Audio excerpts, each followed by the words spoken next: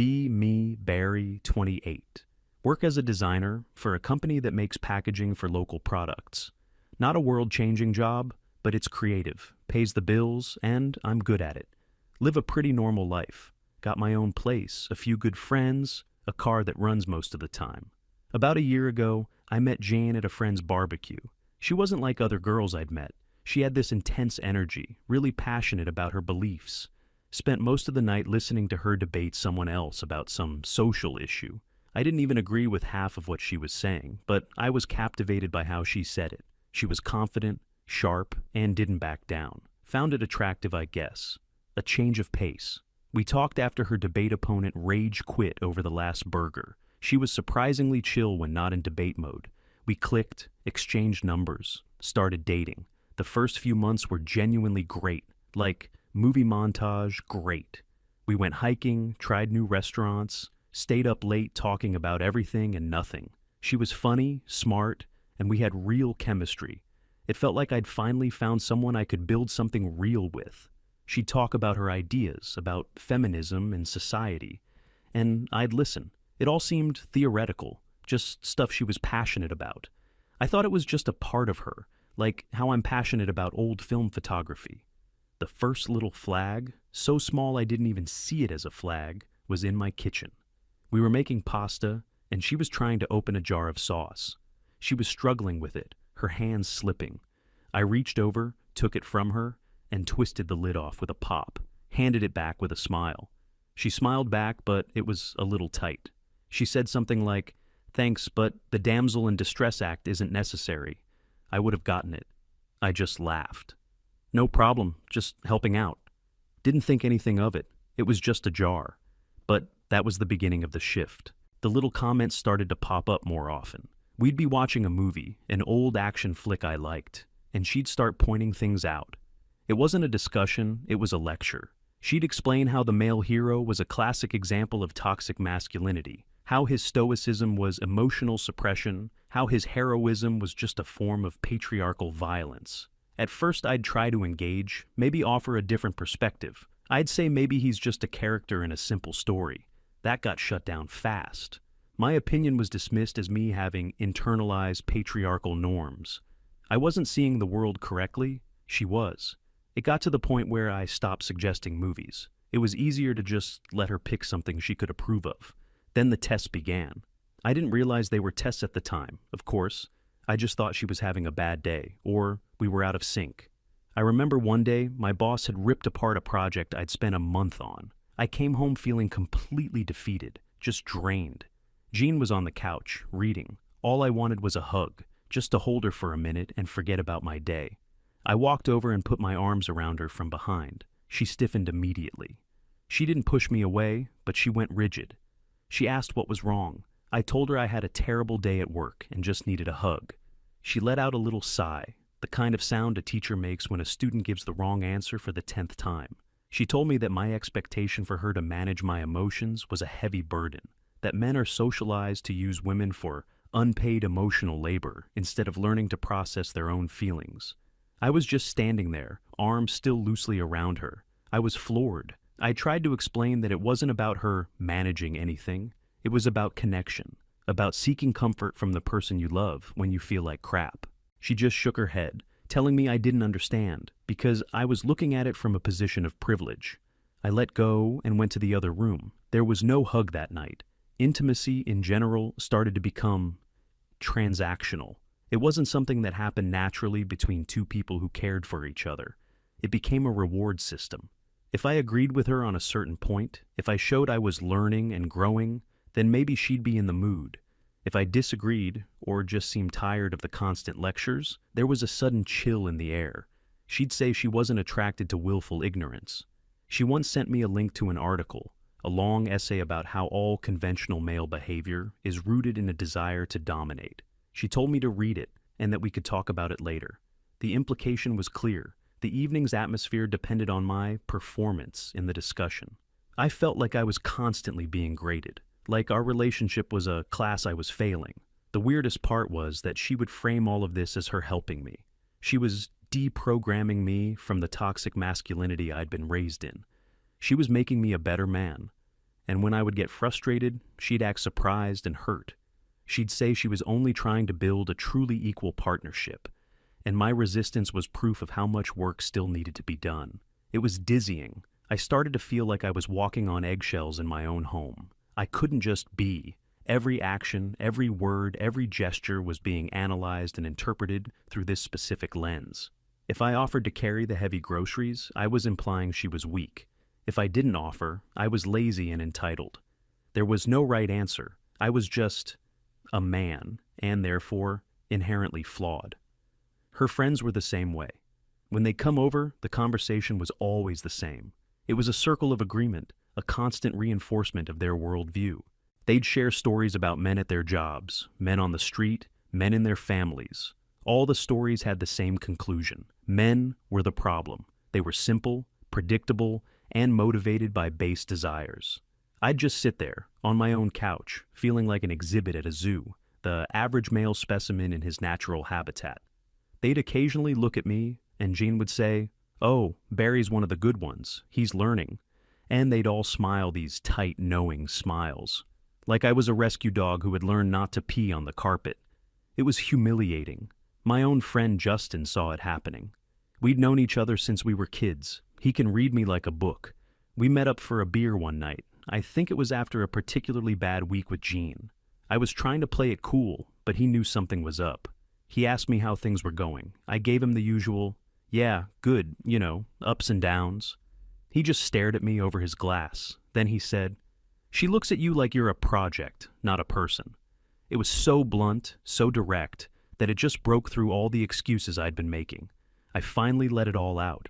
The constant testing, the lectures, the feeling of being perpetually in the wrong. I told him about the emotional labor comment, about the movie nights turning into seminars. I explained how I felt like I couldn't do anything right. He just listened, nodding slowly. He didn't interrupt. When I was done, he was quiet for a minute.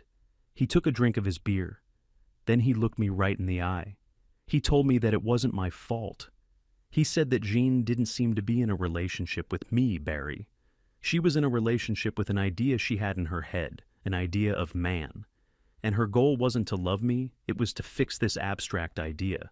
He said, "She's so convinced she knows what all men want that she's forgotten to ask what you want.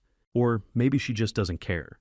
Every word he said felt like a key turning in a lock I didn't even know was there. He wasn't being malicious. He wasn't saying dump her.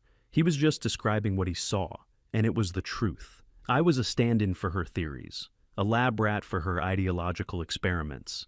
My feelings, my personality, my actual self. None of it mattered as much as my role as the man in her relationship dynamic. I tried to defend her a little, out of habit. "She's just really passionate," I said weakly. Justin shook his head. "There's a difference between being passionate and being a zealot. Passionate people want to share what they love. Zealots want to convert you or burn you." That line stuck with me. I drove home that night feeling hollow. The anger and frustration I'd been feeling for months was still there, but now it was underneath a layer of profound sadness. He was right. She didn't see me. When I got back to my apartment, she was there. She'd made dinner, which was rare. She was smiling, acting like everything was perfect.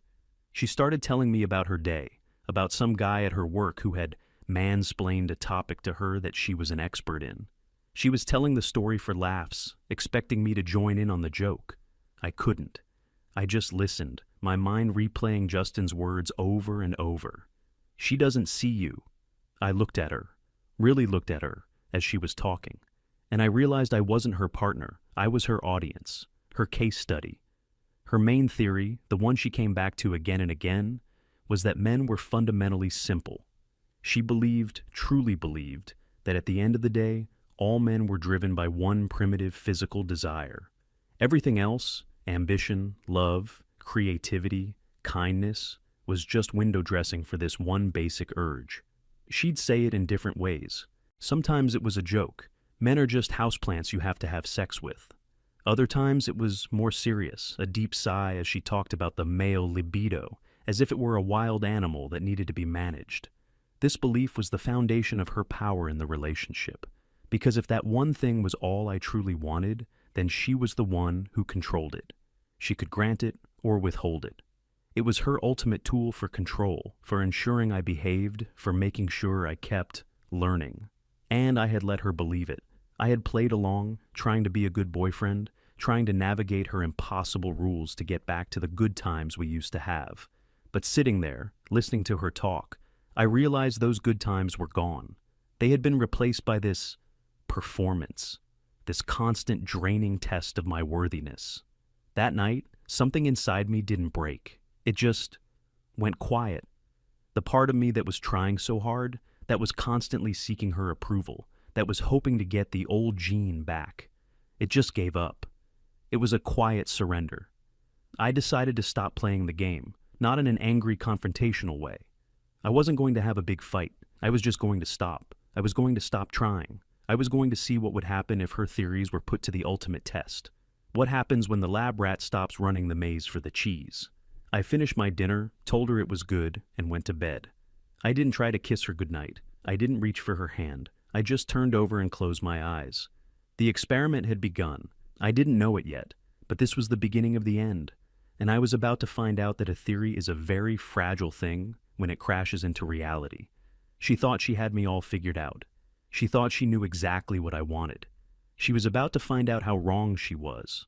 The quiet was my only weapon, and it was going to be more effective than any argument I could ever make.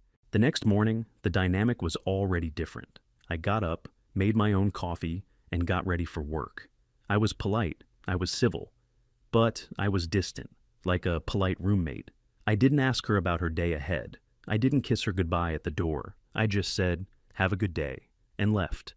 The look on her face was one of slight confusion, like she'd noticed a piece of furniture was a few inches out of place. Something was off, but she couldn't quite put her finger on it. She probably assumed I was just tired or still upset about work. She had a rationalization for everything. But this wasn't about one bad day.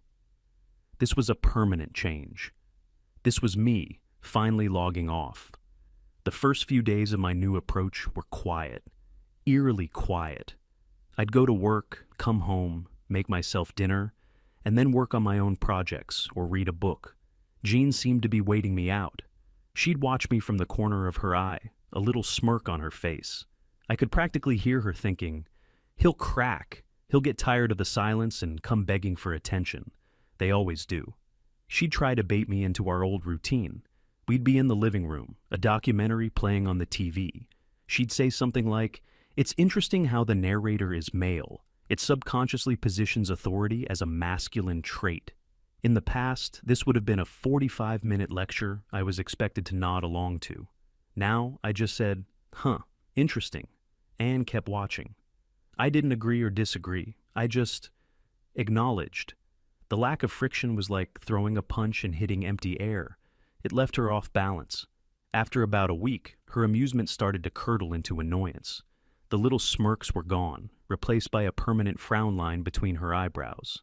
She started trying to create problems that would require my emotional investment. Little things, designed to start a small fire. She'd accidentally shrink one of my favorite sweaters in the laundry. I came home and found it on the bed, doll-sized. I looked at it, looked at her as she stood in the doorway with a fake innocent expression. I knew this was a test. She was waiting for me to get angry, to give her something to work with. I just folded the tiny sweater, put it in the donation pile, and said, "It's okay, accidents happen." I didn't raise my voice. I didn't get upset. Her face fell. A flicker of genuine frustration. This wasn't the reaction she wanted. My lack of anger was more infuriating to her than any shouting match could have been. She needed me to be the toxic male her theories described. She needed me to be emotional, irrational, predictable. My calmness was dismantling her entire worldview, brick by brick. The apartment started to feel like a pressure cooker. The silence wasn't empty. It was heavy with everything that wasn't being said. She stopped trying to start intellectual debates and moved on to more direct provocations. She started criticizing me, my habits, my hobbies, my friends. One evening, I was cleaning the lenses for my old film camera. It's a hobby I love. It's peaceful, methodical. She watched me for a few minutes, then said, "Photography is just an extension of the male gaze, you know, capturing and possessing an image. It's inherently an act of control." The old me would have defended myself, explained what the hobby meant to me. The new me just kept wiping the lens. I said, "You can see it that way if you want." Her eyes narrowed. "What other way is there to see it?" I shrugged. "I just like the way the pictures look." It was a simple, honest answer, and it completely disarmed her argument. She couldn't debate, "I like it." It wasn't a political statement, it was a personal feeling. And she had no framework for dealing with my actual personal feelings, only the ones she assumed I should have. Her next tactic was to try and make me jealous. She'd start talking about a guy at her office, Mark. She'd bring him up constantly. How smart Mark was, how funny Mark was, how Mark really understood the complexities of modern social dynamics. She'd tell stories where he was the hero. Mark totally shut down this other guy in a meeting today. It was amazing. He used a perfect feminist critique of his proposal. I'd just nod. Sounds like a smart guy.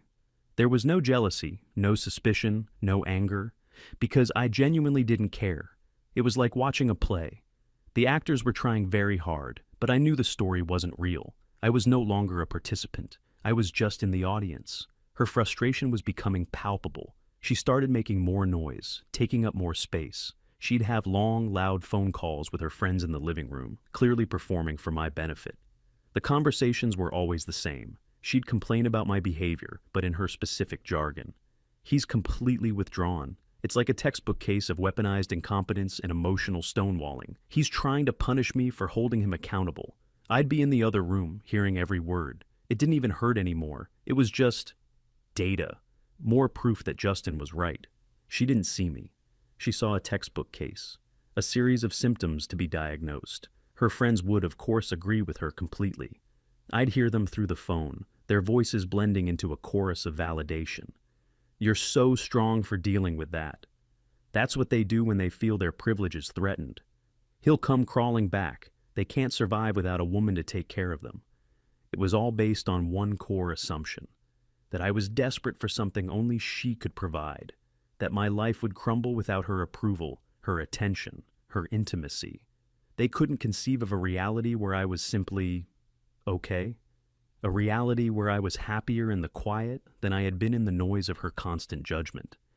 The atmosphere grew colder. We were living parallel lives in a 600-square-foot space. We'd pass each other in the hallway without making eye contact. We ate at different times. We went to bed at different times. The only communication we had was about logistics. "The rent is due tomorrow," or "the trash needs to go out." It was functional, but completely devoid of life. One night, I came home and she was dressed up. Like, really dressed up. A nice dress, makeup, the whole thing. She was just sitting on the couch, pretending to read a book. It was so obvious what she was doing. She was trying to get a reaction, a compliment, anything. I walked in, put my keys down. I said, "Hey." She looked up, a hopeful glint in her eyes. I went to the kitchen, got a glass of water, and went to my room to change. I didn't say a word about her dress. I heard a sharp exhale from the living room, a sound of pure frustration. Later that evening, she confronted me. It was the first real confrontation since my shutdown. She stood in the doorway of my room, arms crossed. Her face was a mask of anger and confusion. "What is your problem, Barry?" she demanded. Her voice was shaking slightly. "I don't have a problem," I said calmly, not looking up from my book. This is the problem. This whole silent act. It's childish. It's manipulative. It's a form of emotional abuse, you know." I finally looked up at her. "I'm not being silent to punish Eugene. I'm just quiet," she scoffed. "What's the difference?" "The difference," I said, choosing my words carefully, "is intent. The silent treatment is a tool to make someone feel bad and force them to change. I'm not trying to make you do anything. I'm just done talking." "Done talking? About what?" "About everything," I said. "About my toxic masculinity, about my internalized privilege, about how every movie is a patriarchal plot. I'm just done with the lectures. I'm tired of being a student in my own relationship." She stared at me, her mouth slightly open. She had no response for that. It was the simple truth, and it bypassed all of her complex theories. She tried to regain control, falling back on her usual script. "So, because I try to have a mature, conscious relationship, you shut down? That just proves how fragile the male ego is." I just gave a small, tired smile. Maybe, I said. Or maybe I'm just a person, not an ego, and that person is tired of being treated like a project. I went back to my book. That was the end of the conversation. She stood there for another minute, fuming, but she knew she had lost. She couldn't win an argument with someone who wasn't arguing. She couldn't re-educate someone who had dropped out of her class. After that night, a new kind of desperation set in. Her main weapon was gone. Withholding affection and intimacy meant nothing because I was no longer asking for it. I had taken away her power by simply not wanting what she was offering. It was like trying to threaten a fish with drowning. The dynamic had completely flipped. She was the one who was now constantly trying to get my attention. She was the one who felt ignored, invisible. She was the one who felt like she was living with a roommate, not a partner. Everything she had made me feel for months, she was now feeling herself. And she couldn't stand it. I'd see her watching me sometimes, with this look of complete and utter bewilderment on her face.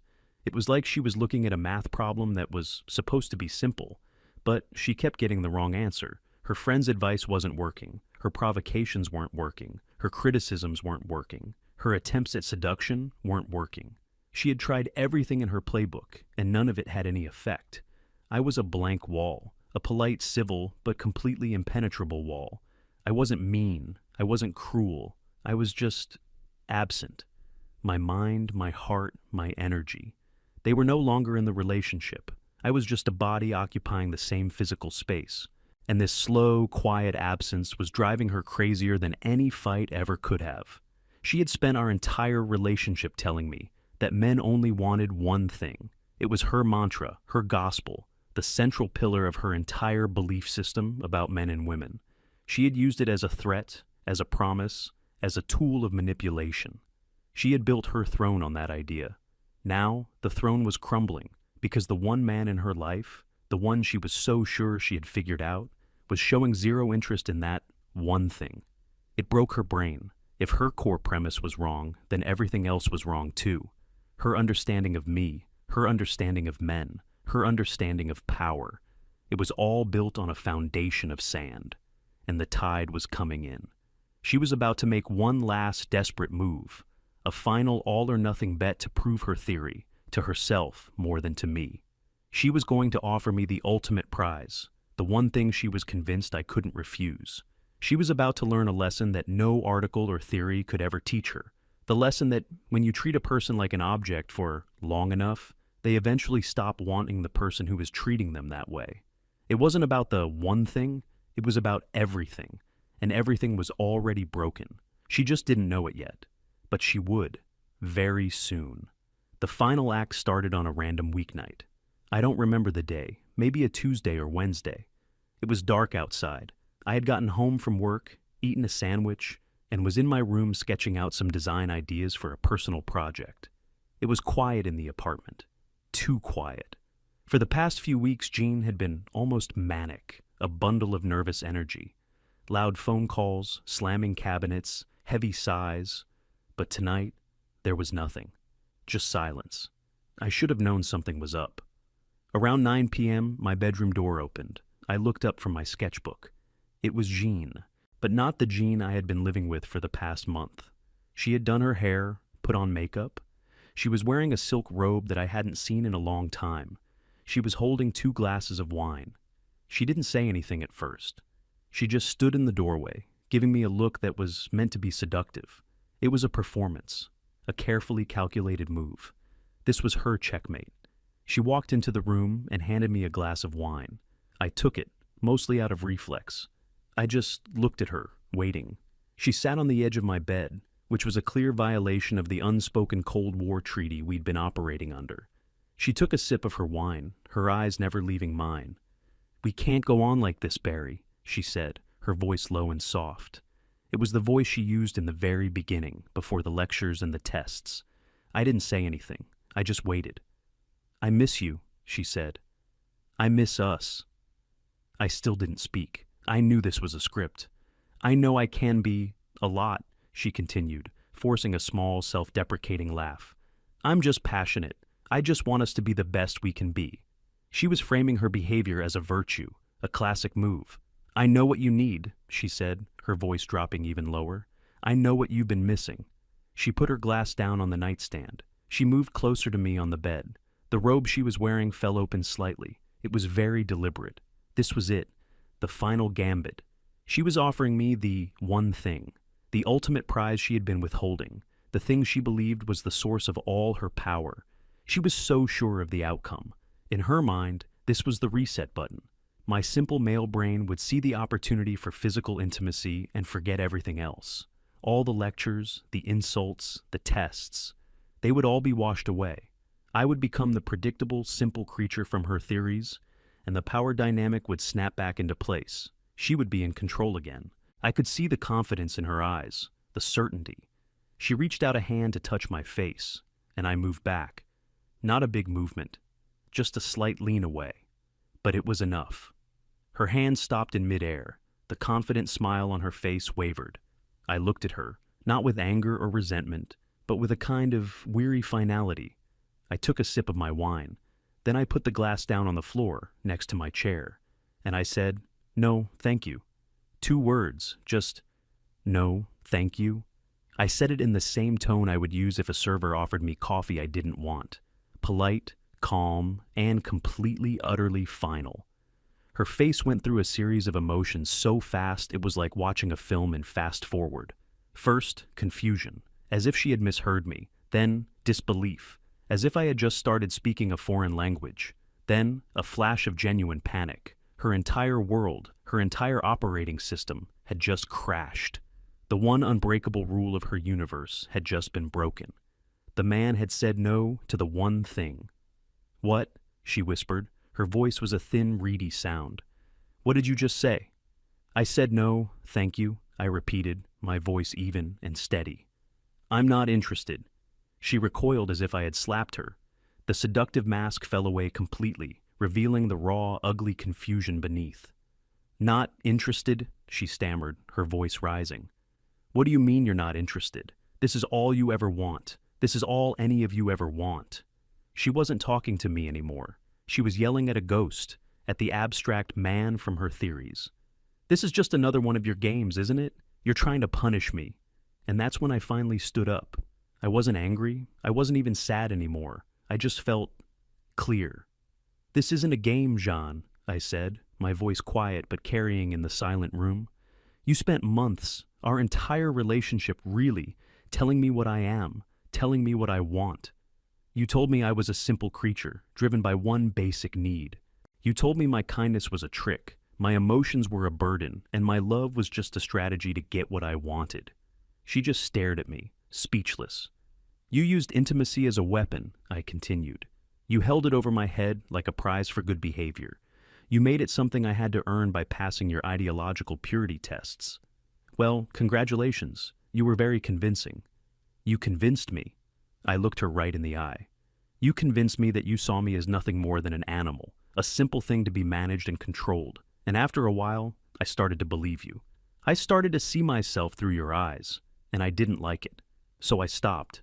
I stopped wanting your approval. I stopped wanting your attention. And I stopped wanting this." I gestured vaguely towards her. The realization was slowly dawning on her face, the true horror of it, from her perspective. "It was never about just one thing, Jean," I said, delivering the final lines. "I wanted a partner. I wanted connection. I wanted respect. I wanted to be seen for who I am, not for what you think my gender represents. You weren't interested in giving me any of that. You were only interested in being right. You think I want just one thing? The truth is, right now, from you, I want nothing." The word nothing hung in the air between us. It was the end. Her face crumbled. The anger, the confusion, it all dissolved into a look of absolute defeat. She had lost. Not to me, but to her own rigid, unyielding ideology. She had built a prison of theory and ended up trapping herself inside it.